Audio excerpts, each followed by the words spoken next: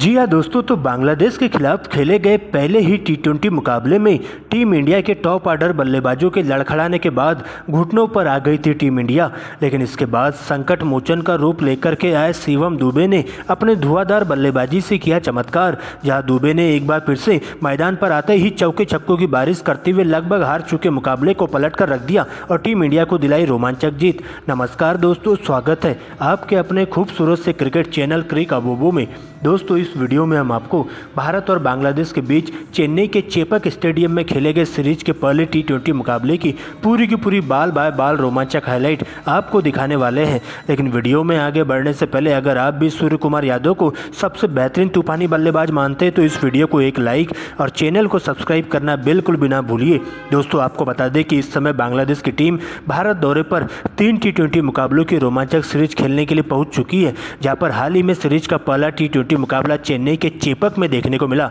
जहां इस मुकाबले में टॉस किया जाता है और सिक्का उछालते ही भारतीय टीम के कप्तान सूर्य कुमार यादव के पक्ष में जाकर गिरता है, जहां सूर्य कुमार यादव टॉस जीतकर पहले गेंदबाजी करने का फैसला करते हैं और बांग्लादेश को बल्लेबाजी करने के लिए आमंत्रित किया जाता है। इसके बाद बांग्लादेश के लिए रनों की बारिश करने के इरादे से टीम के 2 युवा ओपनर बल्लेबाज तंजीद हसन और लिटन दास की एंट्री होती है, जबकि टीम इंडिया के लिए पहले ओवर की गेंदबाजी करने आते तेज गेंदबाज अर्शदीप सिंह, जहां ओवर की तीसरी ही गेंद पर तंजीद हसन के द्वारा 4 रनों से अपनी पारी का आगाज कर दिया जाता है। जबकि दोस्तों, इसी ओवर की अंतिम 2 गेंदों पर 2 लगातार छक्के लगाते हुए पूरी तरीके से अर्शदीप सिंह की धज्जियां उधेड़ दी जाती है। हालांकि दोस्तों, इसके बाद दूसरे ओवर की गेंदबाजी करने आते हैं हार्दिक पांड्या और इसी ओवर में लिटन दास अपने रंग में दिखाई देते हैं और पहली गेंद पर 85 मीटर का लमसम छक्का जड़ दिया जाता है मिड विकेट के ऊपर से। जबकि दोस्तों, अंतिम की गेंद पर एक और कवर ड्राइव लगाते हुए इसी ओवर में 10 रन बटोरते हैं। इसके बाद तो दोनों ही बल्लेबाज विस्फोटक अंदाज में बल्लेबाजी करते हुए अच्छी गेंदों को छोड़ते हुए खराब गेंदों को सीधा दर्शक दीर्घा के बाहर पहुंचाने का काम करते हैं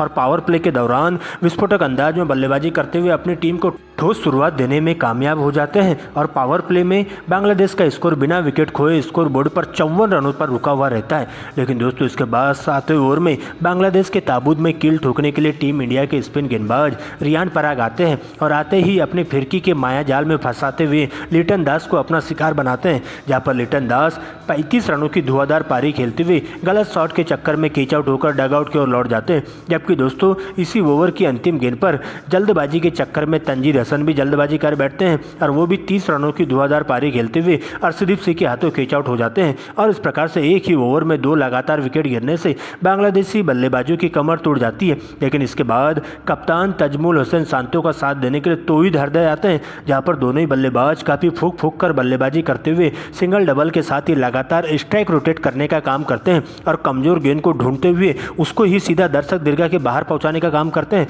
और 10 ओवर में बांग्लादेश की टीम का स्कोर 2 विकेट खोकर 89 रनों तक पहुंच जाता है। लेकिन इसी बीच 11वें ओवर में जैसे ही रवि बिश्नोई आते हैं तो इसी ओवर में एक बार फिर से विस्फोटक अंदाज में तौहीद हरदय के द्वारा 2 छक्के जड़ दिए जाते हैं। तो वही दोस्तों, 14वें ओवर में कप्तान सांतो का भी बल्ला जम के गरजता है और 2 छक्के और 2 चौकों की मदद से पूरी तरीके से अर्शदीप की धज्जियां उधेड़ दी जाती है। लेकिन दोस्तों, 15वें ओवर में टीम को तीसरा बड़ा झटका लगता है, जहां पर तौहीद हरदय क्लीन बोल्ड हो जाते हैं 20 रन बनाकर। वही दोस्तों, अगले ही ओवर में कप्तान सांतो भी जल्दबाजी कर बैठते हैं और वे भी 24 के स्कोर पर कैच आउट हो जाते हैं। लेकिन इसके बाद मोहम्मदुल्लाह का साथ देने के लिए साकिब उल हसन आते हैं और आते ही अंतिम के 5 ओवरों में दोनों ही बल्लेबाज बॉल देखो और बॉल पहलू वाले नियम के तहत बल्लेबाजी करते हुए टीम इंडिया के तेज गेंदबाजों के साथ साथ स्पिन गेंदबाजों के धागे खोलना शुरू कर देते हैं, जहाँ पर दोनों ही बल्लेबाज क्रीज पर टिक कर बल्लेबाजी करते हुए नजरें जमाने का काम करते हैं। और सबसे पहले 17वें ओवर में चाइनामैन कुलदीप यादव को साकिब उल हसन के द्वारा टारगेट किया जाता है और 3 लगातार चौके इसी ओवर में बटोरे जाते हैं।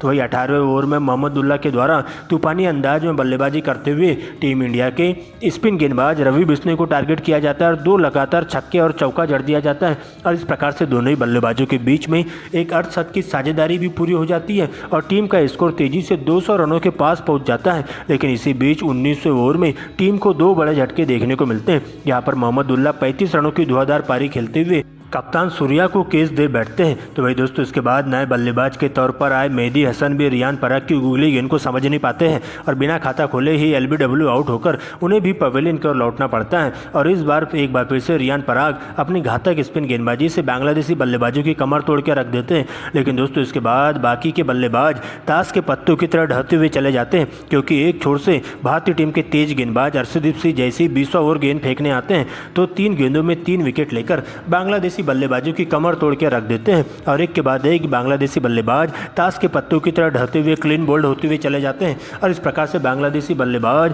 पूरे 9 विकेट खोकर स्कोर बोर्ड पर 20 ओवर की समाप्ति में 185 रन बना पाती है और टीम इंडिया को इस मुकाबले में जीत हासिल करने के लिए 186 रनों का ठीक ठाक लक्ष्य डिसाइड कर दिया जाता है। दोस्तों इसके बाद लक्ष्य का पीछा करने टीम इंडिया के 2 धाकड़ युवा ओपनर बल्लेबाज यशस्वी जायसवाल और शुभमन गिल मैदान पर मौजूद हो जाते हैं, जिनके कंधों पर टीम इंडिया को ठोस शुरुआत देने की जिम्मेदारी होती है। तो वही बांग्लादेश के लिए पहले ओवर की गेंदबाजी करने आते हैं बाएं हाथ के तेज गेंदबाज मुस्तफिजुर रहमान। यह पहले ही ओवर में यशस्वी जायसवाल का बल्ला जम के गरजता है और दूसरी और तीसरी गेंद पर 2 लगातार कवर ड्राइव उनके बल्ले से देखने को मिलती है, जबकि अंतिम गेंद पर शुभमन गिल एक और कवर ड्राइव लगाते हुए पहले ही ओवर में 3 चौकों की मदद से 12 रन बटोरते हैं। तो वही दोस्तों दूसरे ओवर में एक बार फिर से यशस्वी जायसवाल और शुभमन गिल अपने ही रंग में दिखाई देते हैं और बांग्लादेशी गेंदबाजों की जम के क्लास लेते हैं और इसी ओवर में 2 चौके और 2 छक्कों की मदद से 20 रन बटोरते हैं। और देखते देखते पावर प्ले के दौरान टीम इंडिया का स्कोर बोर्ड पर बिना विकेट गंवाए 65 रनों तक पहुंच जाता है। लेकिन 7वें ओवर में स्पिन गेंदबाज राशिद हुसैन आते ही टीम इंडिया के दोनों ही ओपनर बल्लेबाजों को आउट कर देते हैं, जिसके बाद कप्तान सूर्या का साथ देने के लिए सलामी विकेटकीपर बल्लेबाज ऋषभ पंत की एंट्री होती है। और आते ही दोनों ही बल्लेबाज पहले तो काफ़ी संभल कर सिंगल डबल के साथ ही सूझबूझ भरी बल्लेबाजी का नज़ारा पेश करते हुए टीम इंडिया के स्कोर को आगे बढ़ाने का काम करते हैं और अच्छी गेंदों को छोड़ते हुए खराब गेंदों को ही बाउंड्री लाइन के बाहर पहुंचाते हुए चलते हैं। और देखते देखते 10 ओवर की समाप्ति में टीम इंडिया का स्कोर 85 रनों पर रुका हुआ रहता है, वो भी 2 विकेट खोकर। लेकिन इसके बाद 11वें ओवर में सबसे पहले ऋषभ पंत का बल्ला जम के गरजता है और 3 लगातार चौके जड़ते हुए पूरी तरीके से मुस्तफिजुर रहमान की हवा टाइट कर दी जाती है। तो वही दोस्तों अगले ही ओवर में साकिब उल हसन को टारगेट किया जाता है सूर्या के द्वारा और इसी ओवर की पहली 2 गेंदों पर 2 लगातार बाउंड्री सूर्या के द्वारा जड़ दिए जाते हैं, जबकि अंतिम गेंद पर मिड विकेट के ऊपर से 90 मीटर का लमसम छक्का जड़ दिया जाता है। और देखते ही देखते दोनों ही बल्लेबाजों के बीच में एक अर्धशतक की साझेदारी पूरी हो जाती है और टीम इंडिया को एक जबरदस्त मजबूत स्थिति में लाकर खड़ा करते हुए दोनों ही बल्लेबाज अपने अपने 50 की ओर बढ़ने लगते हैं, जहां पर सबसे पहले 14वें ओवर में ऋषभ पंत 2 लगातार चौके और अंतिम गेंद पर छक्का जड़ते हुए मात्र 18 गेंदों में ही अपना 50 पूरा करते हैं। तो वही दोस्तों अगले ओवर में सूर्या का बल्ला भी जम के गरजता है और इसी ओवर में 17 गेंदों में अपनी हाफ सेंचुरी पूरी कर लेते हैं। लेकिन दोस्तों 16 ओवर की पहली गेंद पर टीम इंडिया को तीसरा बड़ा झटका ऋषभ पंत के रूप में लगता है, जो कि जल्दबाजी के चक्कर में रनआउट होते हैं, जिसके बाद हार्दिक पांड्या की एंट्री होती है। लेकिन एक छोर से कप्तान सूर्य कुमार यादव अपना 50 पूरा होने के बावजूद भी विस्फोटक अंदाज में बल्लेबाजी करते हुए चले जाते हैं। लेकिन इसी बीच 70 रनों की धुआंधार पारी खेलते हुए वे भी सीमा रेखा के पास कैच आउट होकर डगआउट की ओर लौटते हैं और टीम इंडिया को चौथा बड़ा झटका देखने को मिलता है। लेकिन इसके बाद हार्दिक पांड्या का साथ देने के लिए रिंकू सिंह आते और आते ही पहली ही गेंद पर क्लीन बोल्ड हो जाते हैं और स्पिन गेंदबाज शाकिब उल हसन शानदार तरीके से इस मुकाबले में अपनी टीम को कमबैक कराने में सफलता हासिल कर पाते हैं। लेकिन दोस्तों इसके बाद हार्दिक पांड्या का साथ देने के लिए शिवम दुबे की एंट्री होती है, क्योंकि अब अंतिम के 2 ओवरों का खेल शेष बचा रहता है